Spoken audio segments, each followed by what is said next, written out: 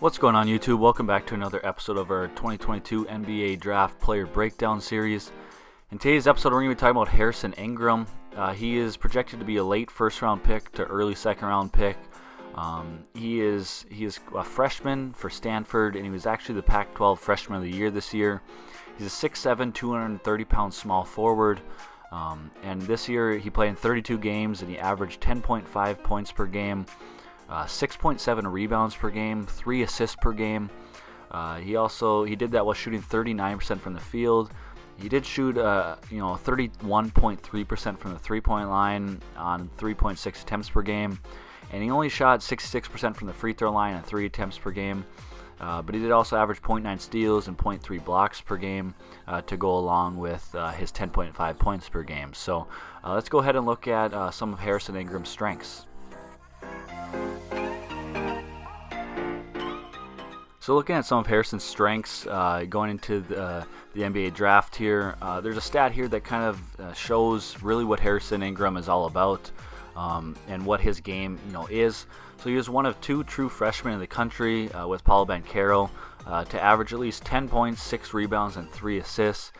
So Harrison Ingram can really kind of do it all on the basketball court. He at the small forward position, he can score the ball, he can get rebounds, and he can also make the correct reads, and he can handle the ball.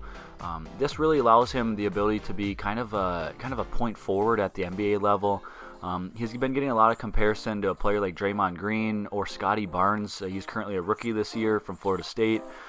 He was a player that I was really high on. Obviously Scottie Barnes was a little bit more of a athletic force and physical force than Harrison Ingram is, but Harrison Ingram kind of has some of the same abilities as him, where he can be that bigger small forward that is able to handle the ball, play a lot of that kind of point forward position that is becoming more popular at the NBA level. You can put the ball on the floor. He hasn't really shot the ball at a great percentage this year, but his jump shot looks all right. It looks like he can continue to work on that and continue to develop that and be a pretty decent shooter at the NBA level. Along with that, he's able to get rebounds, and like I said, he's able to handle the ball, and he will be able to handle it at the NBA level. Make the right reads and be more of that point forward position.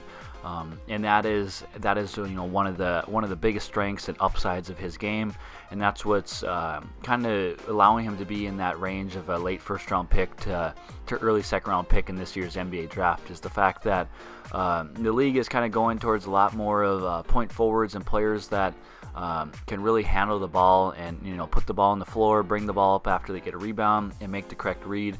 And Harrison Ingram is one of those players that will be able to do that at the NBA level. So looking at some of the weaknesses of Harrison Ingram's game, one of the ones I kind of already touched on or mentioned at the beginning is the fact that he didn't shoot the ball great this year at Stanford. He only shot 31% from 3. He did this while shooting 3.6 attempts per game, so didn't shoot the ball great. Like I said, his form looks good or looks decent.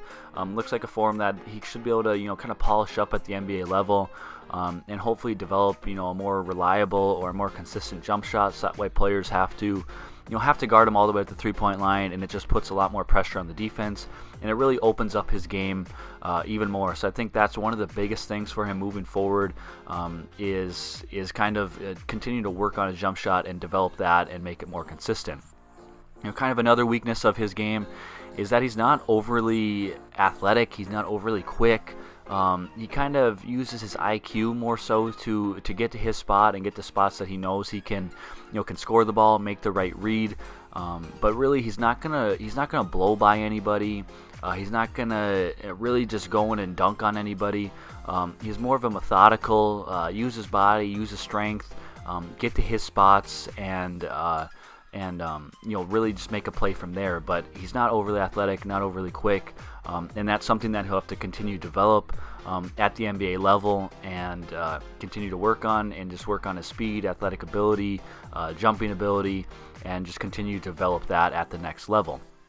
Along with that, and continue to develop his body, is to just continue to build more strength. At 6'7", 230 pounds, he has a pretty big body, but he can always, get some more strength to him, some more muscle, continue to develop his body, so that way when he does decide to post up smaller players or even post up bigger players, he's able to just bang a little bit more down low and use his body to his advantage and get to his spots and make plays from there.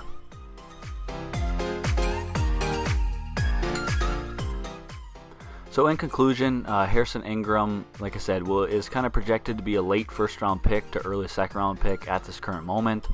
There are some concerns about his games, or about his game. The fact that he hasn't really shot the ball at a great percentage, and people are concerned that if that will convert to the NBA level or not.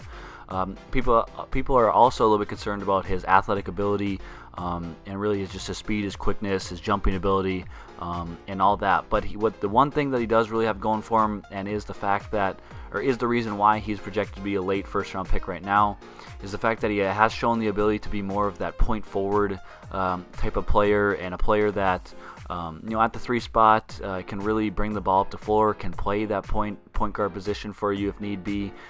He can put the ball on the floor and make the right reads, and kind of be a playmaker for other players. So he is the type of player that does have his weaknesses, does have things to continue to develop on his game. He doesn't really have that one certain skill that kind of sets him apart from everybody else. But he was the Pac-12 Freshman of the Year. You don't get that award by being a lousy player or anything like that. So he is a good player. He is for sure an NBA prospect and a late first-round pick type of prospect.